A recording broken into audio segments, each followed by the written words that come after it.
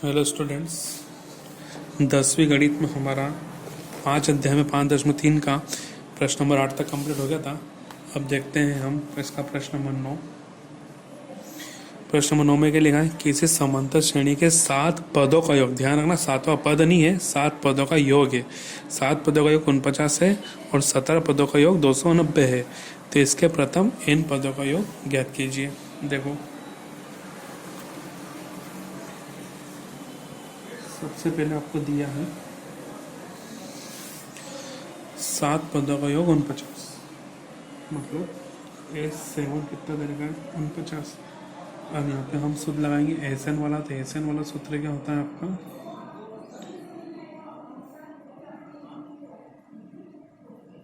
n/2 फिर 2a plus n-1d बराबर 49। अब इनका मान कितना है? 7, क्योंकि आपको 7 पद दे रखे हैं। तो 7/2 फिर 2a फिर यहाँ 7 माइनस a और d बराबर 49।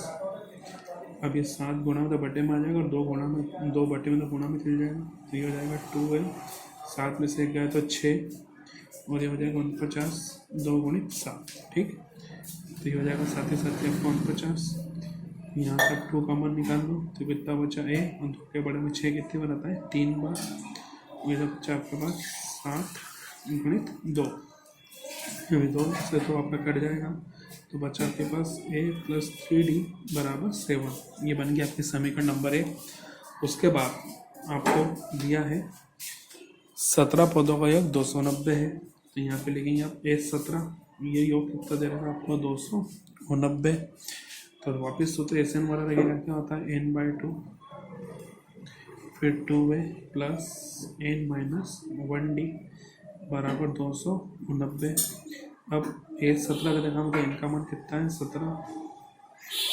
2a प्लस इनका मान 17 माइनस 1d बराबर 290। अब वही 2 बटे में तो गुणा में चल जाएगा और 17 गुणा में तो बटे में आ जाएगा। तो ये हो जाएगा 2 प्लस 17 में 7 का तो 16d 290 और ये हो जाएगा 2 गुणित 17। यहाँ से भी 2 का मान आ जाएगा। तो यहाँ बचेगा a, 2 के बड़े में 16 कितनी बार आता है? 8 बार। 17 से 290 कट गया 17 बार, तो कितना बचा? 17 गुणित 2, 2 से 2 कट जाएगा तो कितना बचेगा? a प्लस 8d बराबर 17। और ये बन गया समीकरण नंबर 2। अब क्या करेंगे? इन दोनों समीकरण हल करके अपन a और d का मान निकालेंगे। तो क्या करेंगे? समीकरण 1 में से समीकरण 2 को घटा देंगे। यहाँ पे लिखेंगे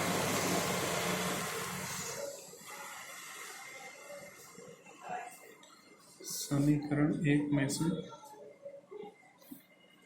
समीकरण 2 घटाने पर। ठीक है, तो समीकरण 1 की आपकी a प्लस 3d बराबर 7, फिर a प्लस 8d बराबर 17। ठीक है, अब क्या करेंगे? घटाने को चिन्ह बदलते हैं। ये तीनों प्लस के तीनों आगे हो जाएंगे माइनस के। प्लस माइनस माइनस 17 में 7 का कितना बचा? माइनस का 10। ये प्लस माइनस माइनस 8 में से 3 का तो बचा माइनस का 5d और a प्लस का माइनस का कैंसर, इधर माइनस से माइनस कैंसर। तो कितना बचा? 5d बराबर 10। अब 5 गुणा में लगाई में चल जाएगा इसके बटे में। 5 जगह 5, 5 गुना 10। d का मान कितना है आपका? 2। अब क्या करेंगे? a का मान निकालने के लिए इसको रख देंगे समीकरण 1 में। तो लिखेंगे d का मान समीकरण 1 में रखने पर समीकरण 1 क्या है आपकी? a प्लस 3d, तो d के जगह आ जाएगा आपका 2 बराबर कितना चल रहा है? 7। तो ये हो जाएगा आपका 3 दूना 6 बराबर 7। 6 प्लस का उधर का तो माइनस का, और 7 प्लस 6 का तो 1।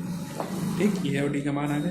अब आपको क्या पूछा? क्या उसने लास्ट में कि n पदों का योग ज्ञात करना है। n पदों का योग ज्ञात करना मतलब आपको सूत्र एस एन का ही लगाना है और n की जगह a नहीं रखना है, क्योंकि n पदों का योग ज्ञात करना है।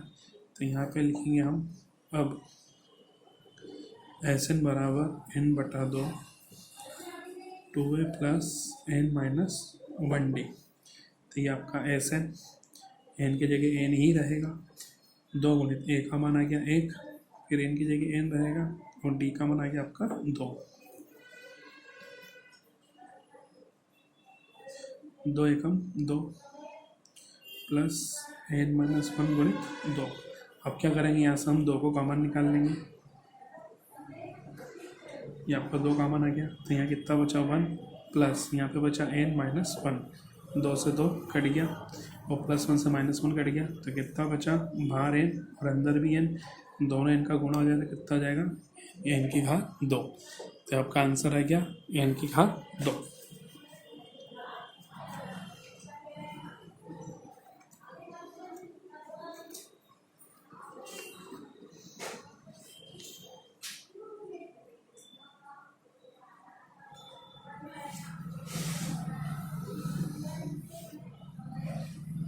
अब देखते हैं इसका हम प्रश्न नंबर 12।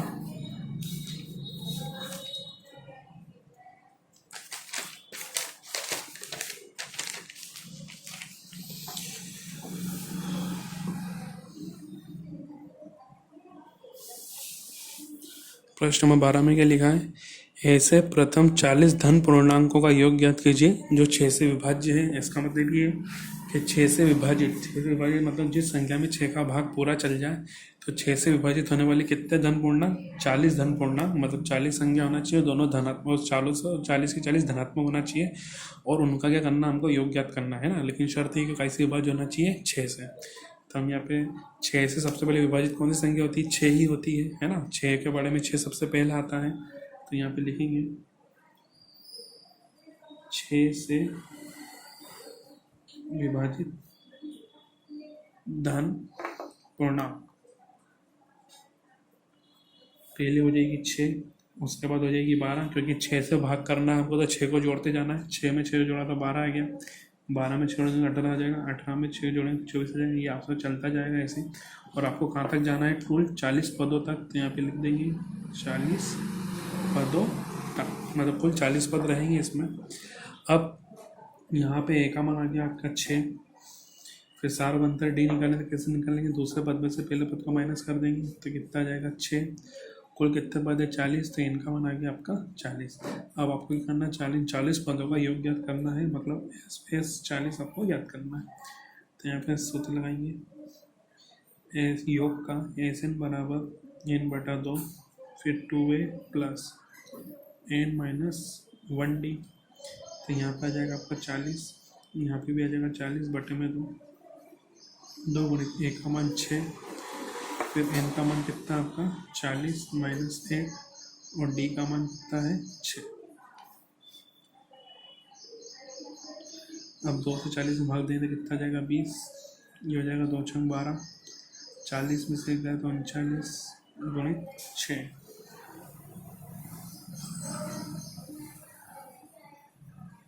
अब 6 का गुणा करते हैं तो 6 9 की 54 से लग गया 5, 6 × 18, 18 और 5 कितना हो जाएगा 23। अब इन दोनों को जोड़ देंगे तो 2 और 4 कितना हो जाएगा 6, 3 और 1 हो जाएगा 4, और ये 2। अब 20 का इसमें गुणा कर देते हैं तो 2 छंग 12 का 2 हासिल है, 2 चौका और 1 9, और 2 दूना 4, कितना आया 4920।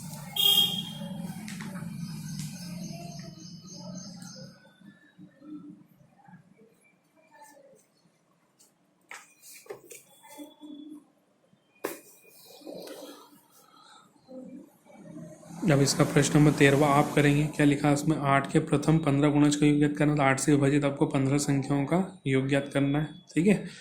अब जो है इसका करते हैं हम प्रश्न नंबर 14।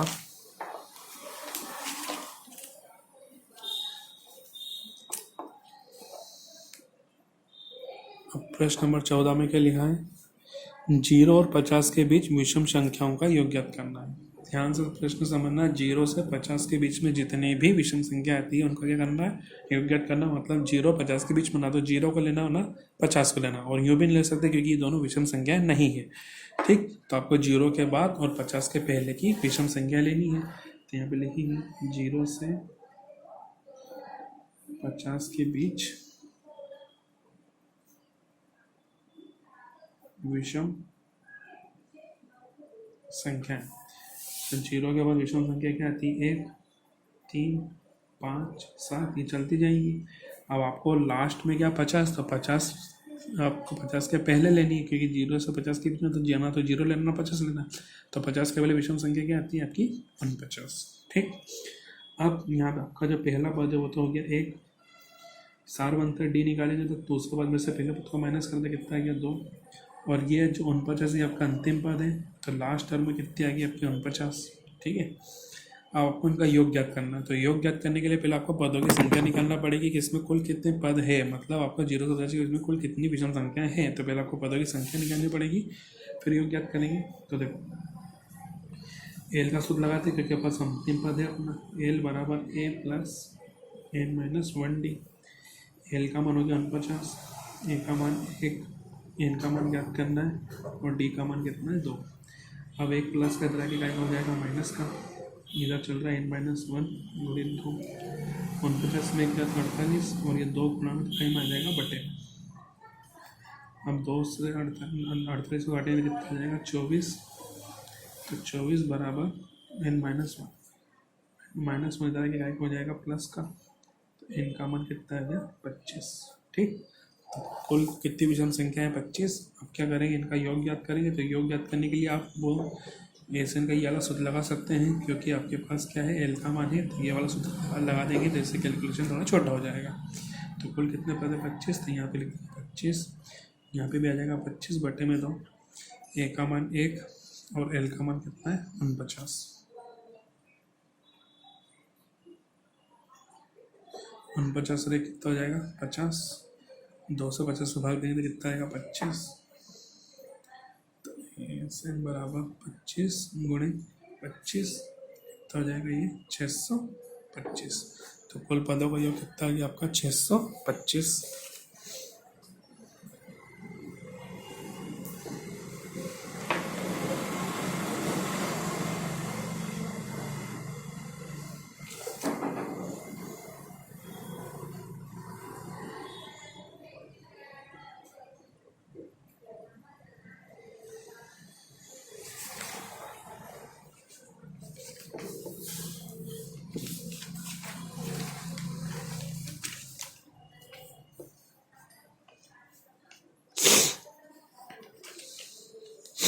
अब इसका जो है प्रश्न नंबर जो 15 देखिए।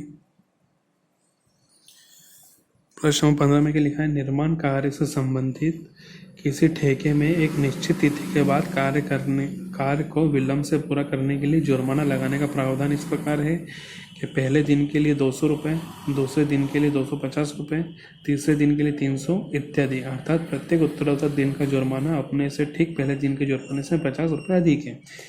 एक ठेकेदार को जुर्माने के रूप में कितनी राशि अदा करना पड़ेगी यदि वह इस राशि में 30 दिन का विलंब कर देता है। मतलब कोई ठेका है, उस ठेके को पूरा करने के लिए अगर एक दिन विलंब होता है तो एक दिन की पेनल्टी मतलब एक दिन का जुर्माना कितना जुड़ जाता है 50 रुपये। तो उसने बोला कि पहले दिन की राशि तो 200 रुपये है, लेकिन दूसरे दिन की राशि के अगर एक दिन विलंब होता है तो 50 रुपये बढ़ते जाएंगे। तो इस हिसाब से आपका 200 फिर 250 फिर 300 फिर 300 इस हिसाब से राशि बढ़ती जाएगी। अब अगर वो ये बोलता है कि अगर वह कार्य 30 दिन तक विलंब होता है तो आपको कुल कितना रुपया देना पड़ेगा। तो देखो आपकी जो एपी है जो समांतर श्रेणी कुछ इस तरह से बन जाएगी कि 200, अब 200 में 50 जोड़ा तो 250, फिर 250 में 50 जोड़ा तो कितना जाएगा 300। और ये आपको कहाँ तक जाना है, कुल कितने दिनों तक 30 दिनों तक। ठीक है, अब यहाँ पे आपका जो है ए का मान कितना हो जाएगा 200, डी का मान निकालेंगे तो 250 माइनस 200 कितना हो जाएगा 50। एन का मान है कि कुल कितने दिन है 30। आपको कुल राशि याद करनी है तो हम क्या करेंगे, सूत्र लगा देंगे एस एन बराबर क्या होता है एन बटा 2 2a plus N minus 1d। तो ये हो जाएगा आपका एस 30, यहाँ पे भी आ जाएगा 30 बटे में 2, फिर 2 गुणित ए का मान आपको है 200, फिर एन का मान कितना है 30 माइनस 1 और डी का मान है 50। 30 में 2 का भाग देंगे तो आ जाएगा 15, 2 का गुणा 200 में करें तो कितना आएगा 400, 30 में से एक गया तो 29 गुणित 50, ये आपका 400। अब 50 को 29 में गुणा करेंगे तो 0, 5 9 45 हासिल 4, 5 दूना 10 और 4 14। 400 को 1450 में जोड़ देंगे तो कितना आ जाएगा 1850। अब इसमें क्या करेंगे 15 का गुणा कर देंगे तो ये आपका 1850 गुणित 15। 5 0 5 25 हासिल 2 5 8 40 और 2 42 हासिल 4 5 5 और 2 7।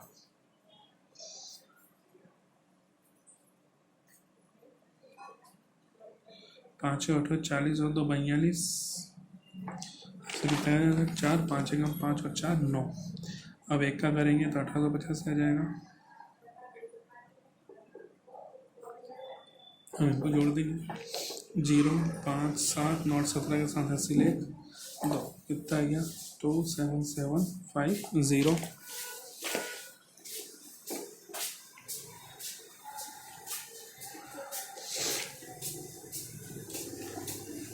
रुपये।